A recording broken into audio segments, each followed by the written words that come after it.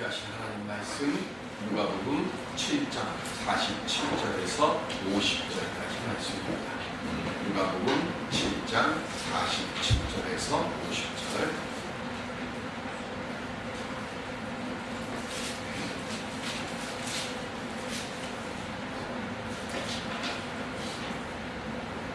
이러므로 내가 네게 말하노니 그의 많은 죄가 사하여졌도다. 이는 그의 사랑함이 많음이라. 사함을 받은 일이 적은 자는 적게 사랑하느니라. 이에 여자에게 이르시되 내 죄 사함을 받았느니라 하시니 함께 앉아있는 자들이 속으로 말하되 이가 누구이기에 죄도 사하는가 하더라. 예수께서 여자에게 이르시되 내 믿음이 너를 구원하였으니 평안히 가라 하시니라. 아멘. 감사로 주의 역사를 이룰 수 있는 신령 될 수 있기를 주님의 이름으로 기원 드립니다. 성도들에게는 목적 없는 시련은 존재하지 않습니다. 큰 고통과 시련이 오면 하나님께서는 그 고통과 고난 그리고 시련을 통해서 마지막 결론은 우리들로 하여금 큰 축복으로 이끄신다고 하는 것을 오늘 우리들은 먼저 믿음으로 고백할 수 있는 믿음의 열려진 눈들을 갖는 오늘 우리들이 되었어야 할 줄로 믿습니다. 스칸토라고 하는 사람이 있습니다. 인디안 사람인데요. 청교도들이 미국에 도착하기 10여 년 전에 속아가지고 해안에 나가서 길을 이렇게 안내하다가 노예로 삼으려고 노예로 잡아가려고 하는 영국 상인들에 의해서 그 당시 함께 있던 인디언들 10여 명과 함께 노예로 붙잡혀갔습니다.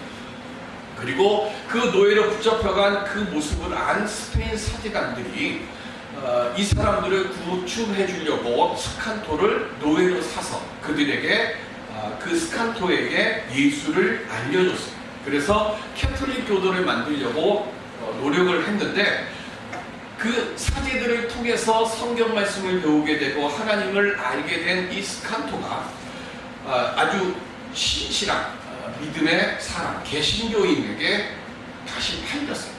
그를 해방시켜 주려는 의도로 그 사람이 스칸토를 사가지고 그를 돌려보내게 되는데 이 사제를 통해서 예수를 영접하게 된 스칸토는 그날부터 세 가지를 늘 기도를 했어요.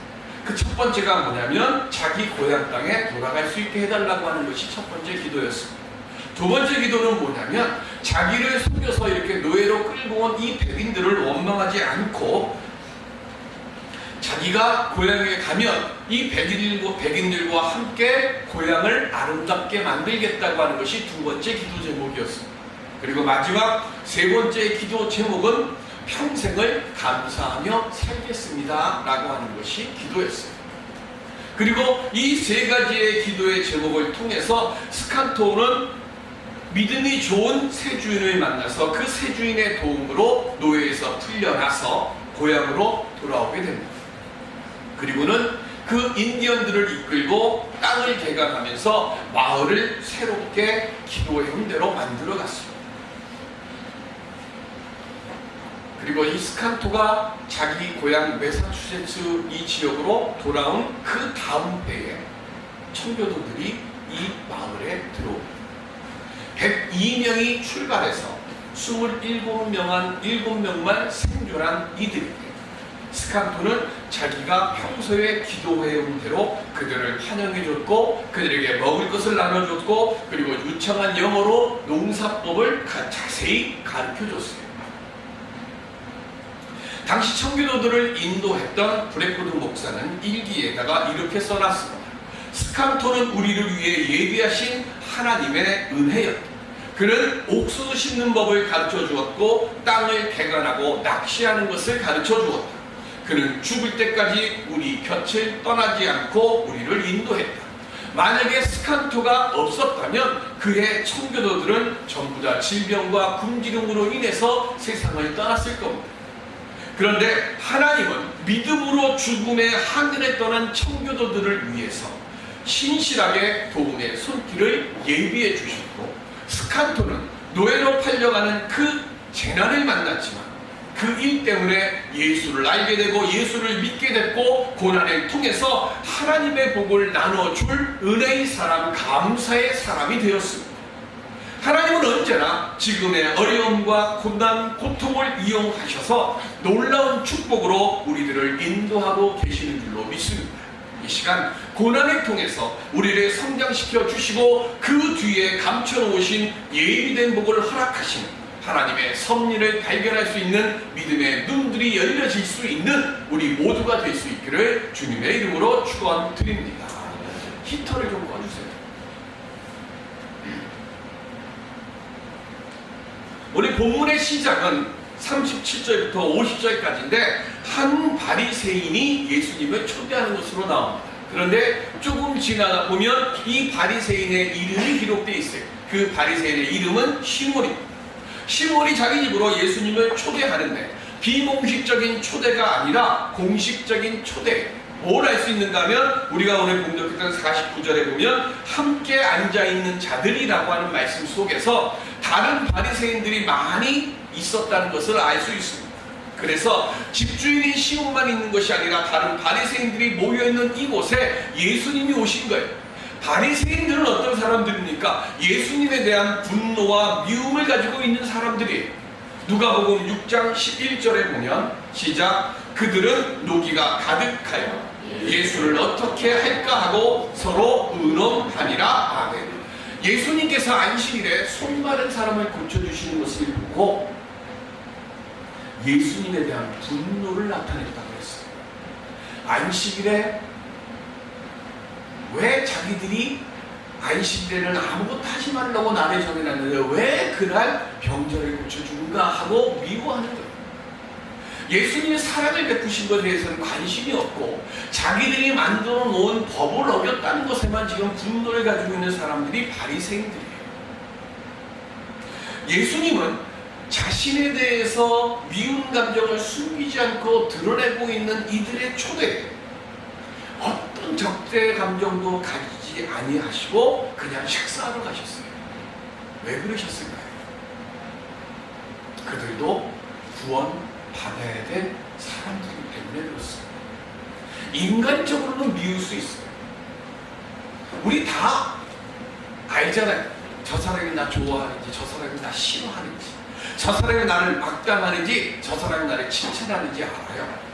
그런데 만나야 돼요. 왜?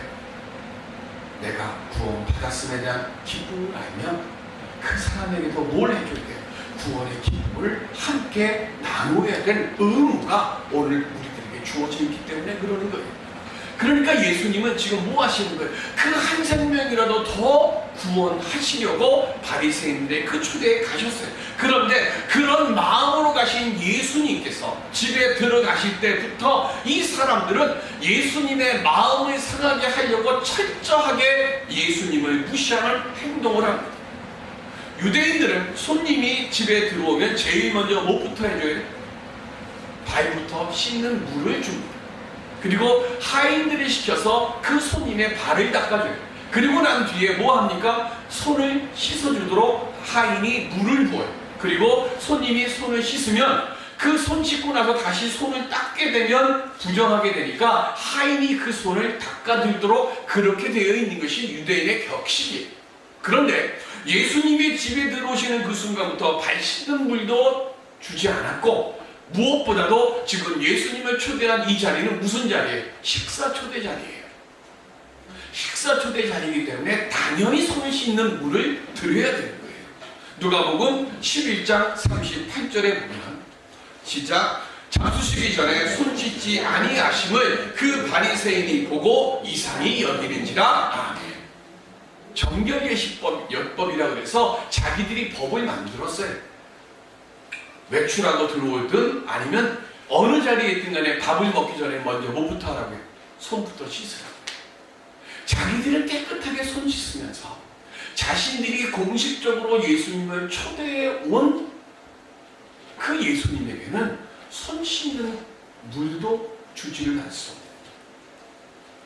자기들은 정결 예식을 지키면서요, 막상 자신들이 초대한 손님에게는 정결 예식을 하나도 지키지를 않아요. 자신들은 의롭고 의로운 사회를 만드는 사람들이기 때문에 이 정도의 잘못은 괜찮다라고 생각하고, 오늘날 우리 사회도 마찬가지잖아요. 더 큰 잘못, 더 큰 악을 이기려 하기 때문에 이 정도의 편법이나 이 정도의 부정은 괜찮아 이러면서 스스로를 정당화하고 자신들이 행하는 잘못을 인정하지 않는 일들이 얼마나 많습니다. 내가 하는 거는 뭐예요? 옳은 일을 하려고 하는 거기 때문에 이 정도의 잘못은 괜찮아 라고 생각합니다. 얼마 전에 국회의원이 음주운전을 했어요. 뭐 음주운전하는 게 뭐가 문제가 되겠습니까? 그런데 문제는 그 국회의원이 음주운전은 살인행위라고 목에 힘을 주고 국회에서 외쳤고, 음주운전 무슨 특별법을 제정하는데 가장 앞장섰던 사람이에요. 근데 그 사람이 자기가 음주운전을 하다가 걸렸어요. 우리는 말 그리고 행동 조심해야 되는 거예요. 특별히 남들 앞에 서려고 하는 사람들이라고 하면 내 말이나 내 행동을 항상 뭐 해야 돼요? 거울에 비춰봐야 돼요. 무슨 거울이에요? 우리는 말씀의 거울에 비춰봐야 되는 거예요.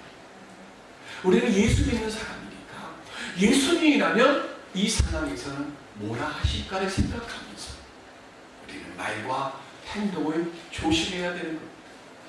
그런데 자기들은 의롭다고 생각했던 이 바리새인 집에 죄가 가득한 한 여인이 들어옵니다. 마을 사람들도 죄인이라고 손가락질을 했고요. 바리새인은 말할 것도 없고 본인 스스로도 나는 죄인입니다라고 고백하고 인정했던 이 여인이에요. 그런데 이 여인이 들어와서 어떻게 합니까? 귀한 향을 가지고 그 옥합을 담고 들어와서는 눈물로 예수님의 발을 적시고 자기 머리털로 그 예수님의 발을 닦아드리고 그 발에 입을 맞추고 향유를 붓습니다. 이 모습을 보고 시몬이 뭐라고 얘기합니까? 저 사람은 선지자가 아니야. 왜요? 선지자라고 하면 이 여인이 죄가 많은 여인이라는 것을 알 텐데, 죄가 많은 여인이라면 자기를 만지는 것을 허락하면 안 되지. 이 여인이 이 사람을 만지면 이 사람도 부정해지는데 이 사람이 자기를 만지는 것을 왜 허락해? 라고 속으로 생각합니다. 그때 예수님께서 무슨 말씀을 하세요? 빚진 자의 비유를 말씀하십니다. 한 사람이 있었다. 근데 그 사람에게 두 사람이 빚을 졌어요. 한 사람은 50데나리온, 그리고 한 사람은 500데나리온의 빚을 졌어요. 근데 이 사람이 보니까 두 사람 다 빚을 갚을 능력이 없어요. 중요한 건 이거예요. 빚을 갚을 능력이 없는 거예요. 빚을 갚을 능력이 없으니까 이 빚 준 사람이 어떻게 했어요? 사랑의 마음으로 두 사람들에게 뭘 얘기합니까? 야, 빚 안 갚아도 돼 라고 이야기를 합니다. 그리고 예수님이 시몬에게 묻습니다. 야,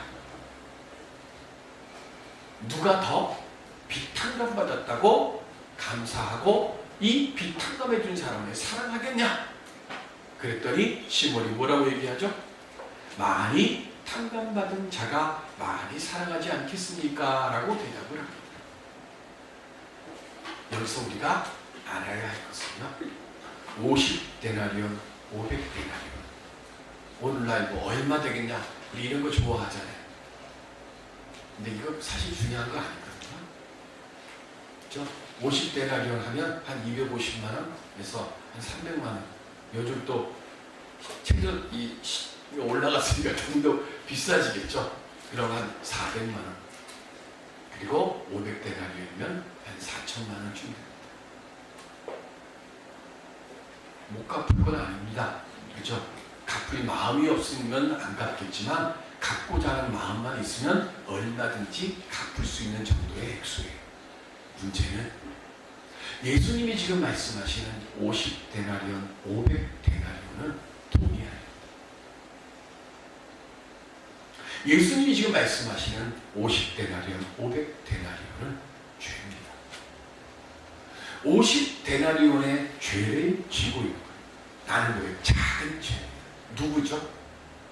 나는 스스로 의롭다고 생각하고 있는 바리새인들은 자신들 죄가 있다는 걸 알아요. 그래서 뭐예요? 정결예법을 따르잖아요.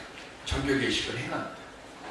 날마다 정결예식을 하고요. 1년에 한 번 욤키브로 해서 대속죄일날 이 사람 바리새인들은 크게 할 거예요. 아마 소를 잡든지 채합, 양이나 염소를 하나님께 번제물로 드릴 겁니다. 그런데 500데나리온이라고 하는 이것은 죄가 너무 많은 거예요. 그럼 이 500데나리온 빚진 사람은 누구죠?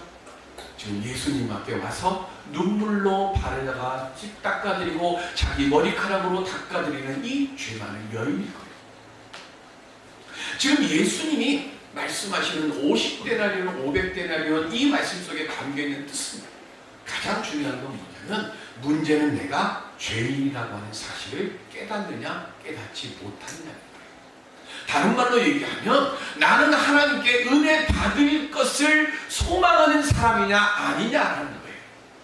내가 죄가 있는 사람이라고 하면 내가 지금 하나님 앞에 나와서 예배드리고 기도하는 이 순간 뭐 하는 거예요? 하나님 앞에 내 죄 사함을 받은 것에 대한 은혜의 감격이 커지는 거예요. 은혜의 감격이 크면 클수록 뭐 하는 거예요? 하나님에 대한 사랑이 깊어지는 것이고 하나님에 대한 사랑이 깊어지면 깊어질수록 뭐 하는 거예요? 하나님 앞에 더 낮아지고 더 많이 겸손해지는 거예요. 이 여인의 모습이 그 모습 아니에요. 자기는 지금 모든 사람들이 죄인이라고 따돌림을 했어요. 그리고 자기 스스로도 나는 죄인이라고 생각했어요. 남들이 나를 죄인이라고 말하기 전에 나는 죄인이라고 생각했어요. 이 죄인이라고 생각한 이 여인이 아무도 자기하고 상종해 주려고 하지 않는다고 하는 이 괴로운 세상 속에 살고 있는 이 여인이 지금 은혜를 만날 때를 찾았어요.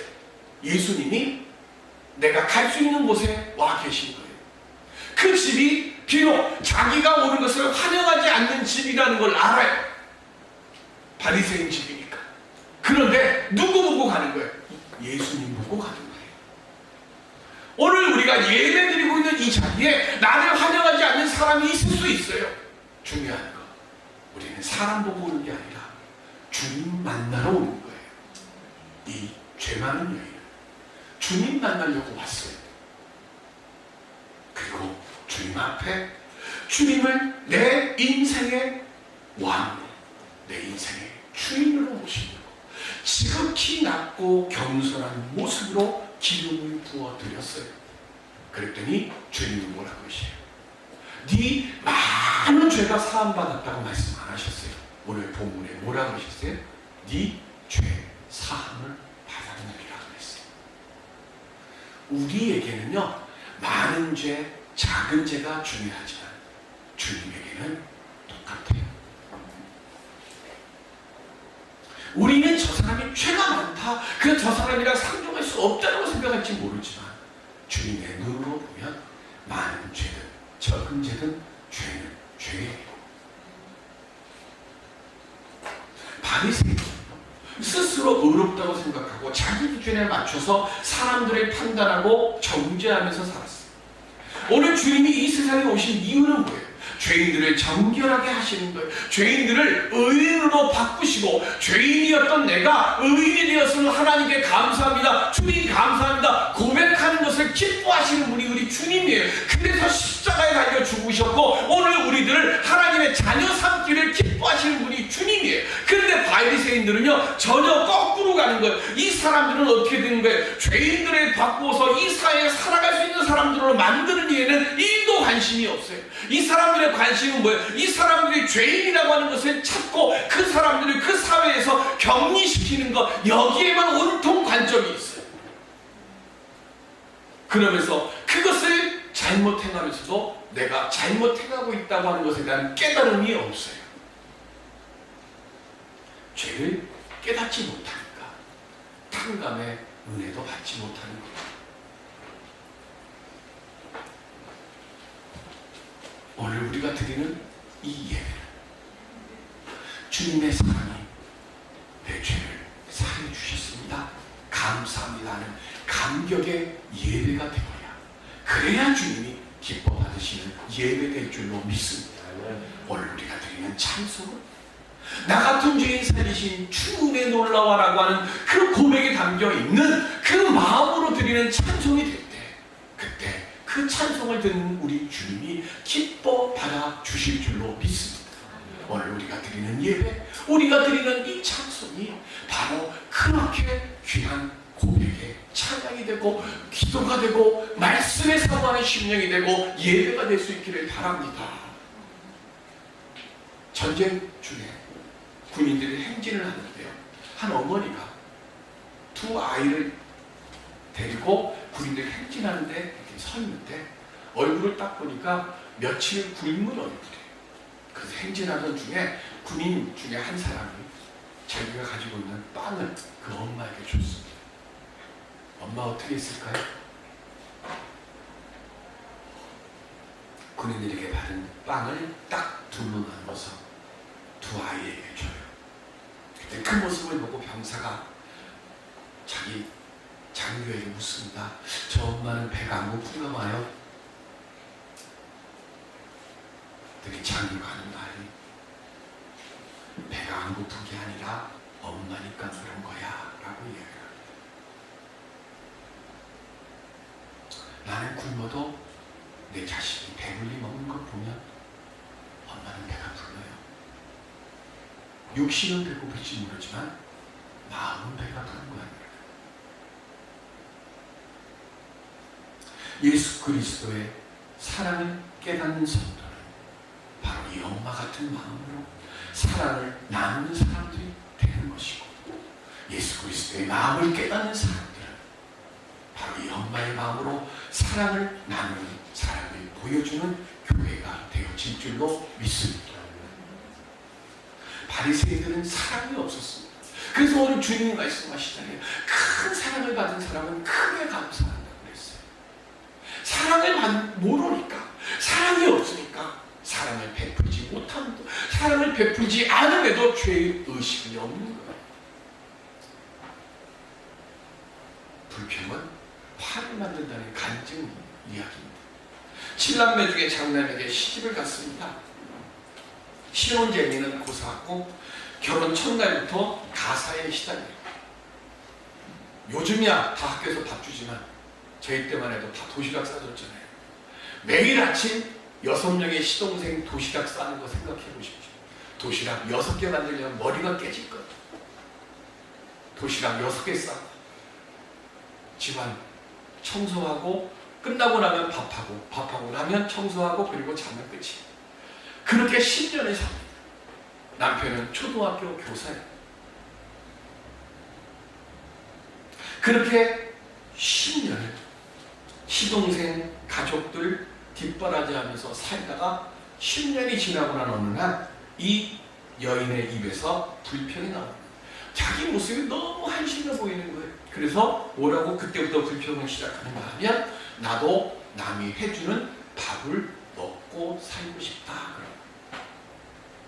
그때부터 10년 동안 이분의 간증 고백 속에 있는 것처럼 하루도 안 빼고 밥하면서 나도 남이 해주는 밥 좀 먹어보고 싶다. 그러면서 10년의 밥을 합니다. 10년의 세월이 지났습니다. 여전히 내가 밥해갖고 먹이고 있어요. 그런데 10년이 지난 어느 날부터 갑자기 팔이 아프기 시작을 하고 어깨가 아프기 시작하더니 팔을 사용하지 못하고 어깨를 움직이지 못하고 상체를 쓰지 못하게 되는 거예요. 그리고는 이 여인이 10년 동안 매일같이 이야기했던 것처럼 드디어 남이 해주는 밥을 먹기 시작합니다. 내 손으로 밥을 못 먹어야겠다. 먹여줘야. 그렇게 아파서 누워있는 이 여인에게 교회 나가서 하나님 믿고 병고침 받으세요 라고 전도가 왔어요. 그래서 그 말 듣고, 그래 교회 가서 기도해서 내 병 고침 받아볼까 하고 교회를 나왔어요. 그리고는 교회 가서 기도합니다. 하나님 내 병 고쳐주세요. 나 정말 원 많고 한 많은 사람입니다. 그렇게 기도 아닌 푸념 섞인 이야기를 하나님 앞에 쏟아내는데 어느 순간 하나님이 이 여인의 마음을 건드립니다. 그러면 이분의 기도가 이렇게 바뀌기 시작합니다. 하나님, 저를 용서해 주십시오. 감사하지 못했던 저의 교만을 용서해 주십시오. 남이 해주는 밥 먹고 싶다고 푸념했던 것 회개합니다. 이제부터는 남에게 밥을 해줄 수 있는 사람이 되기를 소망하니까 하나님, 저의 죄를 용서해 주세요. 그렇게 기도의 제목이 바뀌었어요. 그리고 기도를 하는데 하나님 고쳐주셔야 되는데 안 고쳐줘요. 기도는 그렇게 바뀌었습니다. 병원이란 병원, 용하다는 병원, 다보성 병원, 신천병원, 병원이란 병원 다 나갔어요. 이 약사가 용하다, 저 약사는 용하다, 용하다는 약사 다 만나보고 용하다는 약 다 먹었는데 아무 변화가 없어요. 그러다가 이 여인의 마음속에 마지막으로 내가 한번 내 생명 걸어놓고 하나님께 내가 한번 기도해 봐야지 생각을 하고는 금식 기도로 올라갑니다. 그러면 하나님께 기도하기 시작합니다. 그런데 그렇게 목숨 걸고 기도하는 어느 날 갑자기 팔에 힘이 생기는 것 같은 느낌이 와요. 이때가 중요해요. 내 느낌이지라고 생각하면 안 되는 거예요. 그래서 아픈데 발을 억지로 움직여버리는 거예요. 너무 아픈 거예요. 1년 넘게 안 썼습니다. 너무 아프도 믿음으로 그 팔을 움직여진다. 너무 아픈데 어깨를 움츠리려고 하니까 아픈데 드디어 움직여져. 하나님 감사. 이제는 남을 위하여 밥을 짓겠습니다. 주여, 이 일 감당할 수 있도록 더 건강 주시옵소서. 불평하고 원망하면 반드시 그렇게 돼요. 가정생활을 통해서, 직장생활을 통해서, 교회생활을 통해서 우리 모두는 항상 감사하는 인생을 살아가는 믿음 갖는 성도들, 신령들 되시기를 바랍니다. 인생 살면서 불평하고 원망하며 살아가는 것, 이것만큼 적자 인생이 어디 있어요? 하나님 우리를요 적자 인생 살라고 이 세상에 보내주신 분이 아니에요. 우리들로 알고 무슨 인생 살라고요? 흑자 인생 살라고 오늘 우리를 이 세상에 보내주신 줄로 믿습니다. 지금 내게 주신 삶이 비록 힘들고 어렵더라도 주님께서 내게 허락하신 내 은혜 깨닫고 내가 기쁘고 감사함으로 하나님 앞에 기도하고 고백할 때 하나님께서는 적자 인생 같은 이 인생을 바꿔서 하나님의 은혜 속에서 우리의 삶을 흑자 인생으로 반드시 바꿔주실 줄로 믿습니다.